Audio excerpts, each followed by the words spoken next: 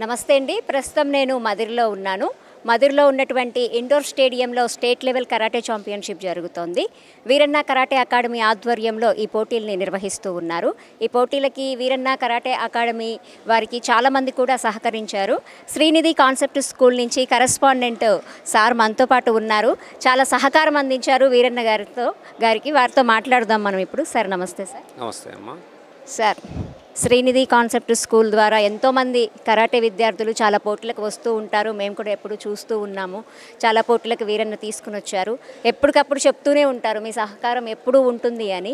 ఈరోజు జరిగినటువంటి ఈ కరాటే కాంపిటీషన్ గురించి మీ మాటల్లో.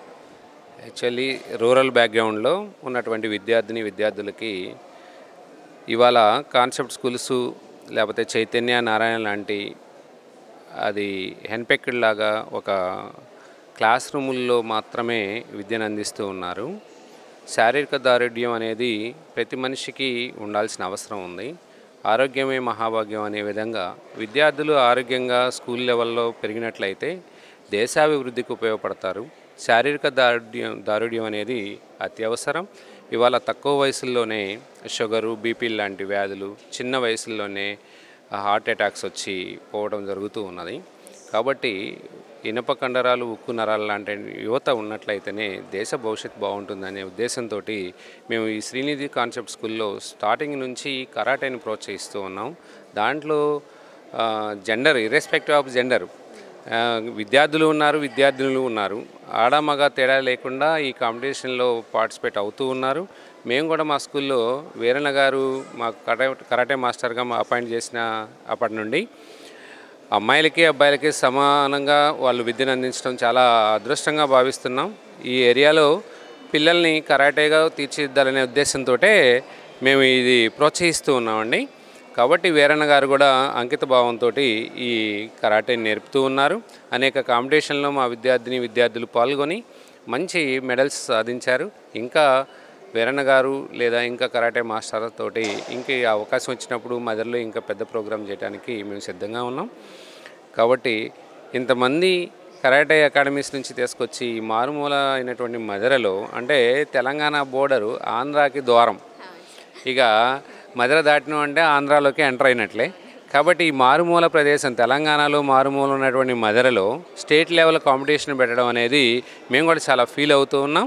కాబట్టి ఇలాంటి ప్రోగ్రామ్స్ ఇంకా భవిష్యత్తులో కూడా వీరన్న గారు కోఆపరేట్ చేస్తే మేము కూడా 100% కోఆపరేట్ చేసి ఇక్కడ ఉన్నటువంటి చాలామంది పేరెంట్స్, అఫీషియల్స్ పేరెంట్స్ కూడా మీ స్కూల్లో కరాటే ఉన్నట్టుగా సార్ మేము కూడా పంపిస్తామని చెప్పేసి అడుగుతూ ఉన్నారు. ఇవాళ ఆరోగ్యాన్ని ప్రతి ఒక్కళ్ళు ఆరోగ్యాన్ని రక్షించుకోవాలనే ఉద్దేశంతో ఉన్నారు. కాబట్టి పిల్లలు తక్కువ వయసు నుంచే సెల్ ఫోన్కి అడిక్ట్ అయ్యే పరిస్థితి ఉంది. కాబట్టి సెల్ ఫోన్ నుంచి బయటకు వచ్చి గ్రౌండ్లో శారీరక దారుఢ్యం పెంచుకున్నట్లయితే మంచి భవిష్యత్తు ఉంటుందని నా అభిప్రాయంతో మేము స్కూల్లో కరాటే ప్రోగ్రాం కండక్ట్ చేస్తూ ఉన్నామండి. ఈ అవకాశం ఇచ్చినటువంటి మీకు, మీ టీవీ వారి అందరికీ కృతజ్ఞతలు తెలియజేసుకుంటూ థ్యాంక్ యూ ఉండాలి. Thank you sir, thank you very much. ఇప్పుడు మీరే అన్నారు మీ స్కూల్లో అమ్మాయిలకు కూడా నేర్పిస్తున్నామని చెప్పి. మహిళలకి కంపల్సరీగా ఆత్మరక్షణకి కరాటే అనేటటువంటిది అవసరము. ఇక ముందు మహిళలకి సంబంధించి మీ ప్రోత్సాహం ఎలా ఉండబోతోంది? ఎందుకంటే కొంతమంది పేరెంట్స్ ఎలా ఉంటారంటే అమ్మాయికి ఎందుకు కరాటే నేర్పించటము, ఈ స్థితిలో ఇంకా ఉన్నారు టెక్నాలజీ పెరిగినప్పటికీ కూడా. మీరు వాళ్ళని ఎలా మోటివేట్ చేస్తారు? నేను స్కూల్ పెట్టిన దగ్గర నుండి నేను 1996 నుంచి నేను ఎడ్యుకేషన్లోనే ఉన్నానండి. డిగ్రీ కాలేజీ ప్రిన్సిపల్గా, డిగ్రీ కాలేజీ కామర్స్ లెక్చరర్గా, తర్వాత జూనియర్ కాలేజీ ప్రిన్సిపల్గా, తర్వాత ఇప్పుడు జూనియర్ కాలేజీలో ఉన్నటువంటి లోపాలని సరిదిద్దే కాన్సెప్ట్లో స్కూల్ లెవెల్ నుంచి వాళ్ళు బిల్డప్ చేయాలనే ఉద్దేశంతో ఇప్పుడు స్కూల్ ప్రిన్సిపల్గా ఉన్నాను.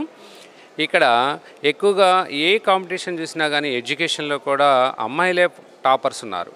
మా దగ్గర 1000 స్టూడెంట్స్ ఉంటే దాంట్లో ఎలక్యూషన్ కాంపిటీషన్ కానీ ఎనీ కాంపిటీషన్ ఎగ్జామ్స్లో మా గర్ల్స్ స్టూడెంట్సే ముందు రావడం చాలా చాలా హర్షించదగినటువంటి విషయం. కాబట్టి గర్ల్స్ని ప్రోత్సహించాలి. రేపు రాబోయే జనవరి 26ను కూడా త్రివిధ దళాధిపతులుగా పెరేడ్లో పాల్గొనబోయేది కూడా మహిళలే అంటాం ఇవాళ నిన్ననే పేపర్లో చూశాను నేను. చాలా సంతోషం అనిపించింది.